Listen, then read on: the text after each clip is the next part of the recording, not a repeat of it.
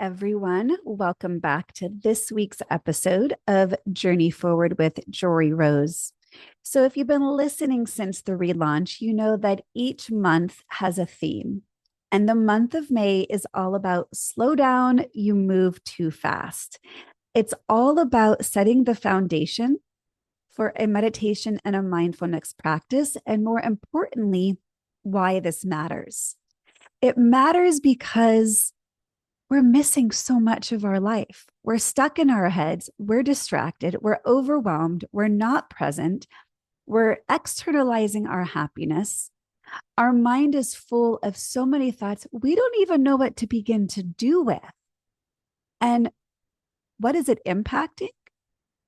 Well, it's impacting our ability to get to know ourselves. We're disconnected. We don't feel in alignment with our mind and our body. When we don't know which one to trust, we usually over rely on those thoughts as our truth. But I'm here to tell you, our thoughts are not our truth. They're simply just thoughts. Why else does this matter? Well, if you're disconnected from yourself, you likely aren't able to fully connect with those that you care about. And they likely are disconnected as well. We are in an epidemic of loneliness in this country, especially since the pandemic. We are struggling to find the connections that bring us fulfillment, contentment, joy.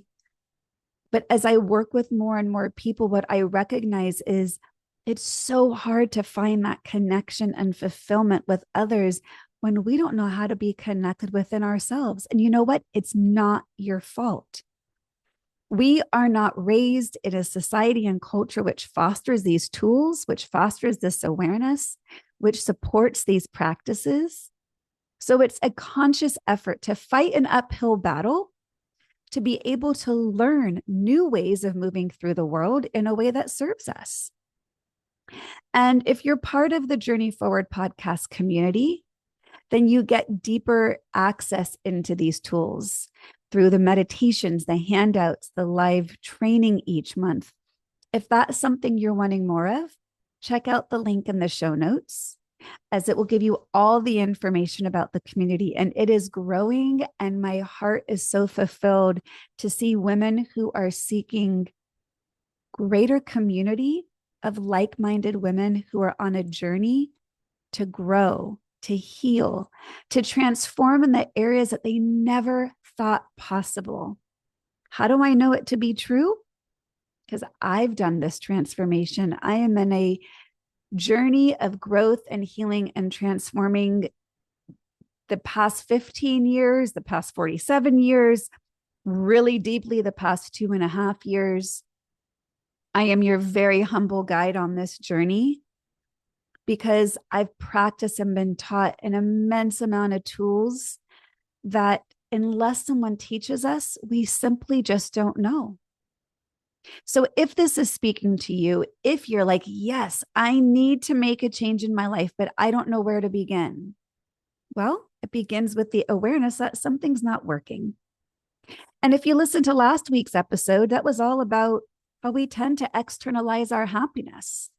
When in reality, if we can't build the foundation of the tools inside of ourselves to give us what we need, even if we achieve those external things, it's not going to matter as much. It's not going to be as enriching, as fulfilling, because you can be happy, but you can be unfulfilled.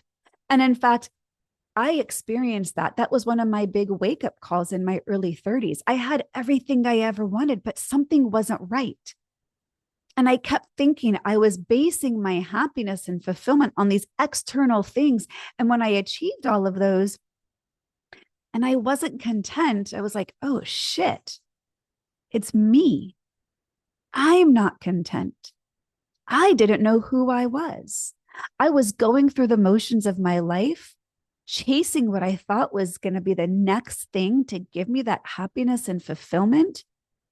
But until we slow down, get to know ourselves, remember who we are before any of the trauma, before the challenges, before we got unconditioned away from our true essence, from our true soul. Now, I don't know anyone on this planet that has not been affected by external circumstances. At the very least, we all share the common experience of going through the pandemic and what that meant for us. But we're going through a time in our life right now in which there's so much disconnection. There's so much otherness in a way that is divisive. We are creating a culture of more and more disconnection, more anger, more loneliness, more depression, more anxiety. There's so much uncertainty. And yes, while the world can feel chaotic around us, it is possible. And here is your glimmer of hope. It is possible to be able to find your inner peace, your inner joy, your inner fulfillment, your inner contentment amongst the chaos of whatever is arising around you. But if you think, oh, the world's crazy right now, how can I be happy? How can I be content? Well, because it's an inside job and it's not necessarily based on external factors. That can be a terrible day around you, but if you've got the tools to respond and not react to it, that's going to help quite a bit. It's not going to make the craziness of what's going away or going on, the craziness of what's going on around you go away. But the tools that I'm talking about will help you deal with it a whole lot better. In absence of building these tools, we get caught up a lot faster. We get hooked in a lot quicker. We spiral. We are contagious to other people's emotions, their anxiety, their fear, their depression, their overwhelm. But when you practice these tools that I've begun to talk about, mindfulness and meditation, these are tethers that ground you and support you when everything else around you feels chaotic. Doesn't mean it's easy, but it's possible. And maybe it's only for a moment in your day you feel this relief, this ability to exhale, the ability to say, everything around me is crazy, but I, in this moment, I am present, I am breathing. There is more right with me than wrong with me. And all that I can control is my breath and my response to what's arising. And when I do so, I have more power than I believe. This isn't about crawling under a rock and being in a bubble and not paying attention to what's going on around you. It's actually just the opposite. It's waking up, it's tuning into who you really are so that you can harness your tools in the moments of chaos to ground you, to keep you present, to keep you out of that spiral, to get you off that hamster wheel, to get out of the cycle of reactivity. But it's also these very same tools you can harness to make you have a greater, more enriching environment for the things that are bringing you joy and happiness and contentment. Because you might be missing amazing opportunities for the things that are good because you're too busy being distracted by overwhelm, by chaos, by frustration. This is the only way to be in my mind. Because what's the alternative? Like I said, emotions are contagious. The world can be a really scary place. There's a lot of uncertainty. And unless we have a way of getting to know ourselves outside of all of it, to redefine ourselves from our old stories, those belief systems, we're going to get to that. You know, as I relaunch this podcast, I really have envisioned it as part podcast, part masterclass, part ability to integrate the tools here and not just have a one and done where we listen and move on, but really to say, that meant something to me. I want to understand that part of me more. I want to learn that. How do I not just hear it once, but how do I integrate it and implement it into my life so I can actually make the change that I need to make? Well, it starts with the awareness that something needs to be different. And the awareness even further that what needs to be different starts with us. It's not externalized around us. Yes, all those things would be better. But if you have not done that inner work to get to know yourself, to understand your patterns, to understand how you became who you are, what got in the way of your true essence, of your true center, of your ability to feel authentic. This is ultimately why I'm building the foundation of these tools, of talking about the unalome, that spiral, that symbol of mindfulness, to be aware of when you're stuck in that spiral so you can work your way out, or the cycle of reactivity to understand what are your triggers and what are the common ways you react to them. Because the more awareness you have of these patterns, the greater ability you have to get out of it. But what is it we're seeking when we get out of it? Well, in my mind, greater alignment, greater authenticity. When we are in awareness and alignment, it gets us greater authenticity. And guess what we end up with? Abundance. We get abundance, not in the form of more money or more things, but abundance in a full and enriched life in which you are the source of your joy and happiness. And from that place, you can emanate greater gratitude and compassion and self-compassion and empathy and loving kindness and presence and all the things that we've known for thousands and thousands and thousands of years of what reduces our suffering. We know what increases our suffering. I could ask you, what increases your own suffering? I can guarantee you scrolling on your phone is increasing your suffering in some capacity because you're in comparison mind. You're looking at things people have. You're striving for them, saying, if only I had what they have, I'd be happy. Maybe, but I'm going to venture to say maybe not. Because until we understand ourselves, that true happiness is fleeting. If we're constantly distracted, if we're constantly on autopilot, we're not going to have an ability to be present. And we won't even notice when the happiness and joy is here because we're so used to waiting for what's next. We might be missing it. So that's all to say, why does this matter? And why I'm giving these foundations before we can get to the place of what it means to be in greater alignment, greater authenticity.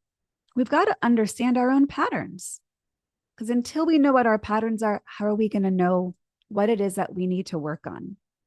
And sometimes what we need to work on may include other people, but even within that, it's going to be a matter of what are we bringing to the table? What's the way that I am aware of what I need and my ability to communicate it? What's the way in which I externalize blame or externalize my happiness? What am I taking accountability for? What are my traumas getting in the way of my ability to take in compliments and gratitude, or my ability to trust or lean into safety or vulnerability? So this deep dive in self-exploration is the foundation. It is where we begin. It's where we need to begin. If you've been studying this for years and this all feels like a review and you're like, why bother, Jory? I won't listen because I know all this and I'll just tune in later when you start talking about something I haven't heard yet. That's okay. I invite you to do that if that's what you need. And you are new who you are right now than any time you've ever heard this before. And your experiences and where you are right now in this moment is going to allow you to take in, even if you've heard this a million times before. You've never been who you are right now in this moment. Your experiences, your opportunities, the situation that you're in, the people you live with, the people around you that you're in community with. This moment in time in history, you've never, ever been here before. And that impacts how you relate to the very same tools I'm about to talk about. That's why this matters. I've been practicing these tools for almost 15 years. And guess what? I'm constantly in practice. I'm constantly trying to be aware of what's arising in me and how to respond and not react to it. I'm constantly trying to be aware of, am I stuck in my head? Am I spiraling? Or have I brought my awareness down into my body? Have I connected with my breath? And have I aligned with my intention and my intuition? Am I trusting or am I operating out of fear? Am I on autopilot or am I constantly distracted? Am I striving for what's next? What's next? Am I operating out of fear and anxiety? Or am I present? Am I tuning into gratitude, self-compassion, compassion for others? These are constant practices. It's never, ever, ever a one and done.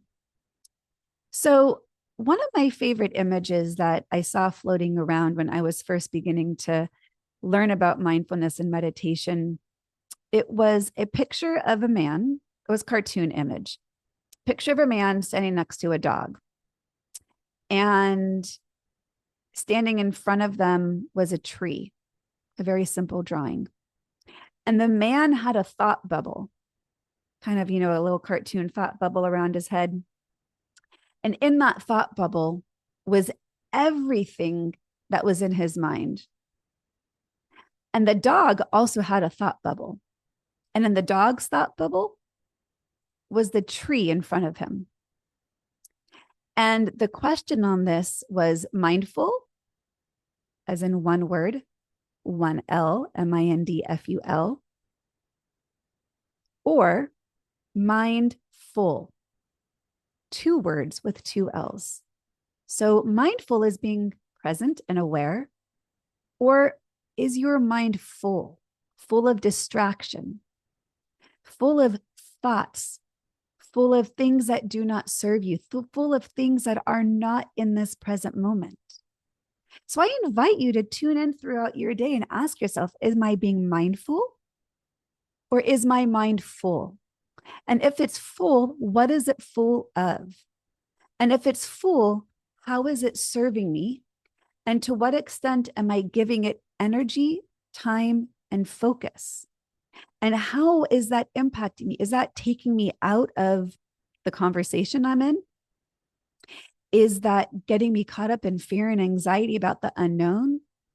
Is it causing me sadness and depression to be brought back into memories from the past in either grief or anger? Am I getting caught up in other people's stories or over attaching to narratives that just don't serve me? Am I getting fueled by what I see in the news or social media or the stock market? Or am I able to be fully present?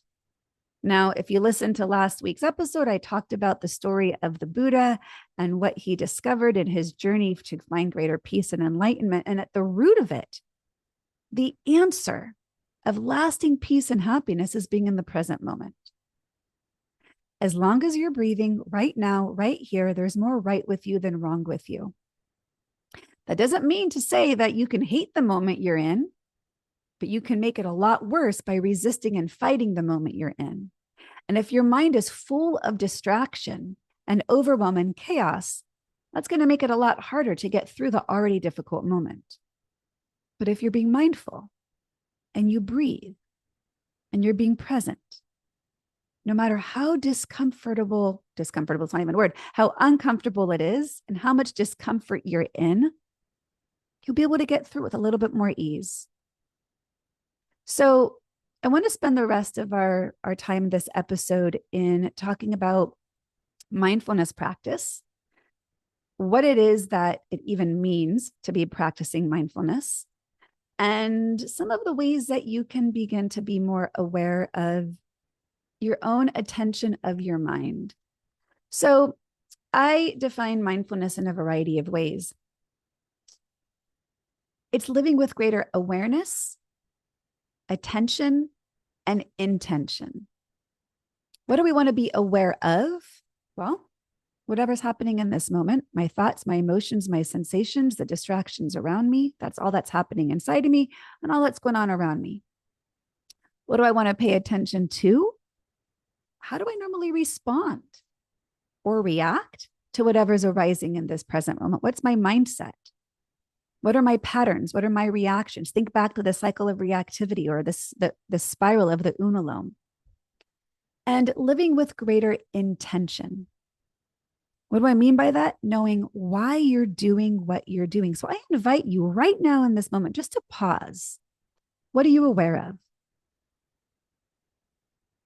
Maybe you're noticing you're looking around, you're aware of things in your environment. Maybe you're aware of any emotions you're feeling, any sensations in your body, any thoughts you're having.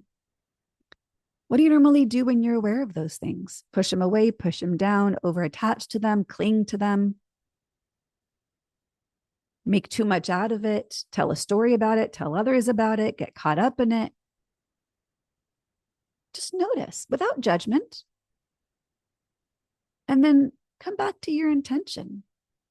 Why are you here? Why are you doing what you're doing?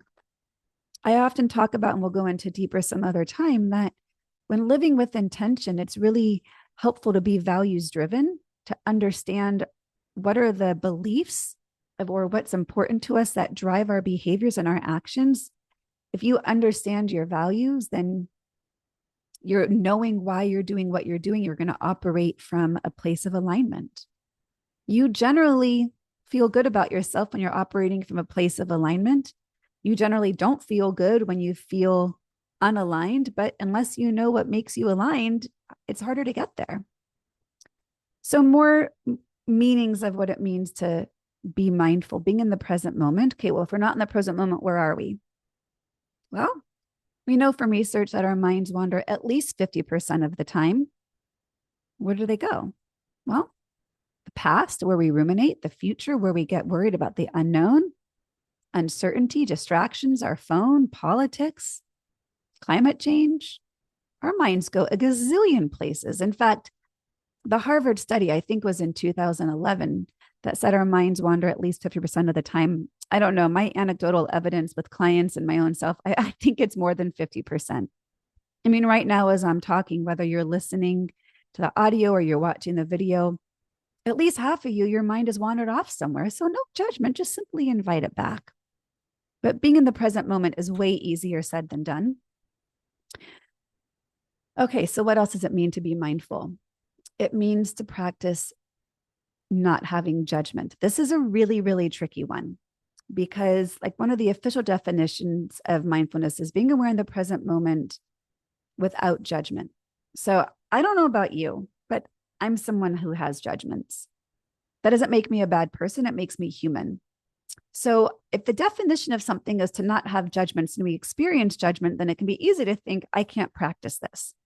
So I want to be able to push that aside and explain why it actually is important to notice judgments, because they're values-based generally. We only get upset about something that is bothering us. And what's the opposite of that? Compassion. So I'm not saying it's bad to have judgments, but perhaps don't act on them. Simply notice them, stay in awareness.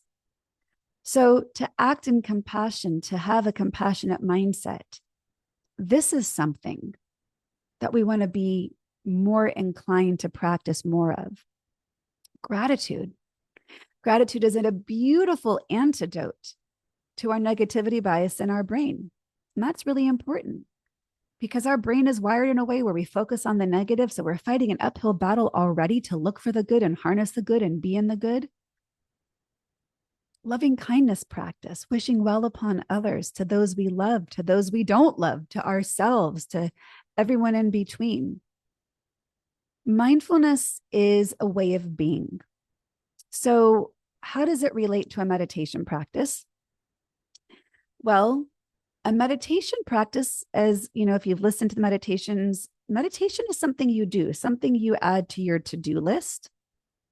Mindfulness is taking those tools that you learned on the cushion and you integrate them into your everyday of life. So if meditation is where you practice stillness, connecting with your breath, getting out of your head, into your body, into the present moment, allowing whatever's arising to exist, whether that stillness is on a meditation cushion, in your chair, in your car, on a walk, taking a bite of food.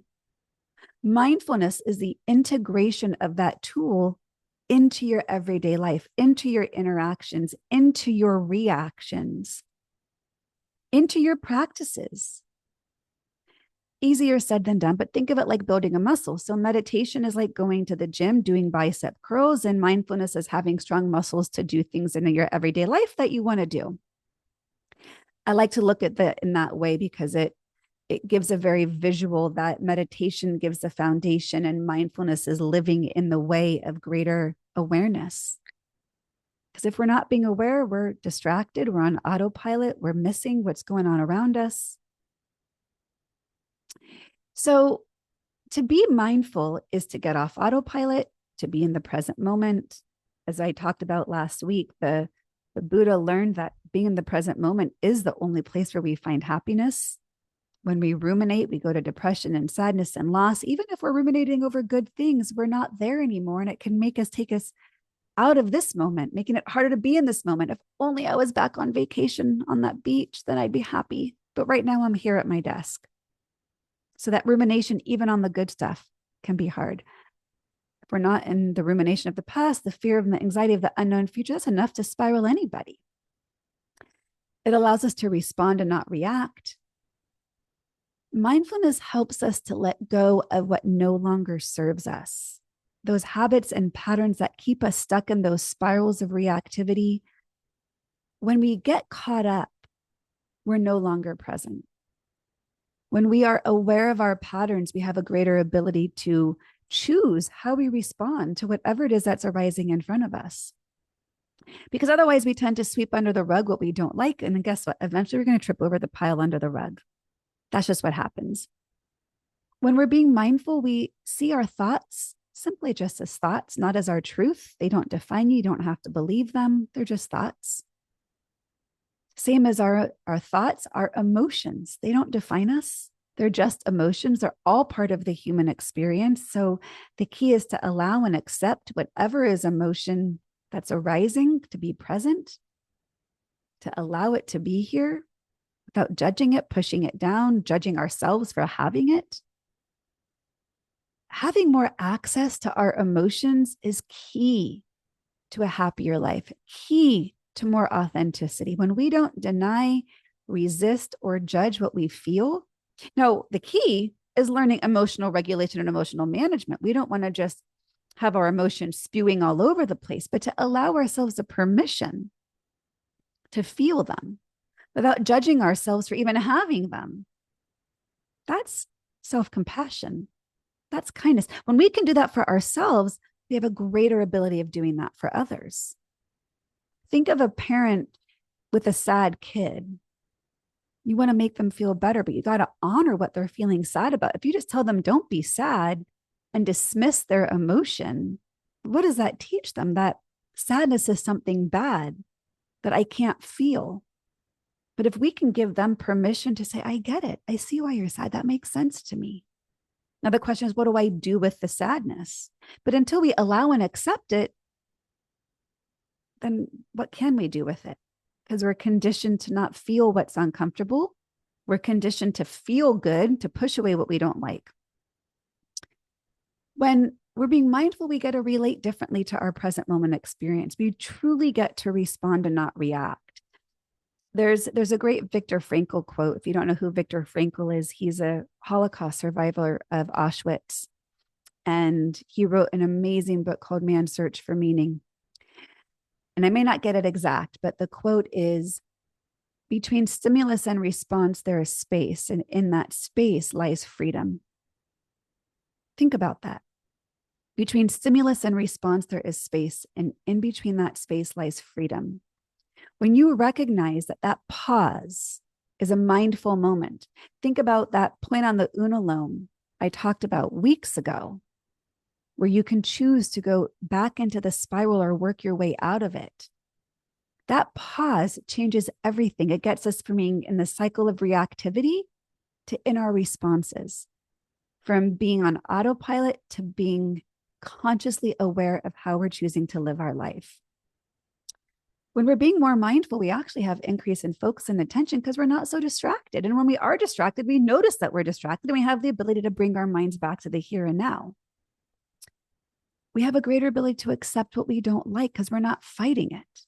We're not only searching for what's good and pushing away what's bad. We're allowing. This gives us more compassion for ourselves, more compassion for others. All of this matters. It's all an important ability to live a happier life. Ultimately, we talked about last week of what defines your happiness. When we can have more compassion for ourselves and others, we become happier people, and that becomes contagious. It helps us to decrease our expectation on others and especially on ourselves. So that's what it means to be mindful. So how do we begin? Well, it starts with awareness. Starts with asking yourself, where is my mind attention resting right now? Is my mind's attention distracted? And if it is, can I simply invite it back? It's about paying attention to your body, about sensation, about your intuition, about the mind-body connection. It's about tuning into your senses. Your senses are a great way to practice presence. If you're in the present moment, you're being mindful. So I want to share a story with you that is a beautiful fable that teaches us some of the power of where we get stuck, that take us out of the present moment.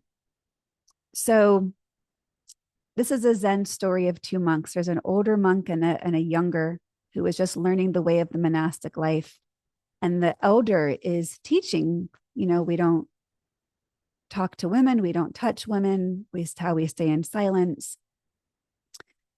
And as they're walking through a beautiful meadow, they approach a river and they see a beautiful young maiden standing at the river's edge. And she asks the elder monk, "Would you help carry me across the river?" And without hesitation, he picks her up, puts her over his shoulder, and the two monks wade through the knee-deep river. And the elder monk places her down at the river's edge. He bows down to her. She bows in return. She goes on her way.